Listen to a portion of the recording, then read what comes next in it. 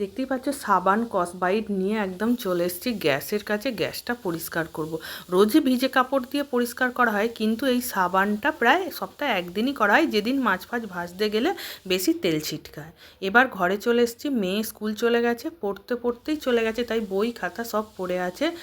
একদম কোমরে কাপড় গুঁজে নিয়ে গান চালিয়ে দিয়েছি, কারণ আজ অনেকটা কাজ, গান শুনতে শুনতে তাড়াতাড়ি করে ফেলবো। আগে বইপত্রগুলো গুছিয়ে নিচ্ছি, তারপরে দেখি কদিন হয়ে গেল বিছনার চাদরটা আজকে পাল্টে দিই। তবে আজকে আর কাচা ধোয়া করব না, কারণ আজকে ওপর ঘরের বিছনার চাদর কেচেছি।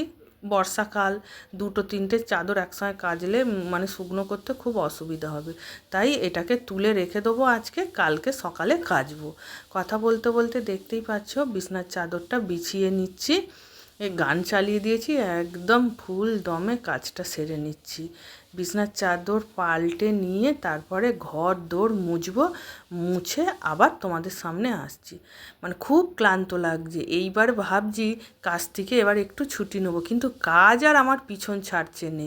এ কাজ ও কাজ চলেই যাচ্ছে। দেখতেই পাচ্ছে আবার এক দুবোকার কাঁচা জামা কাপড় পরে আছে। চলো জামা কাপড় গুছোতে গুছোতে ভিডিওটা শেষ করছি।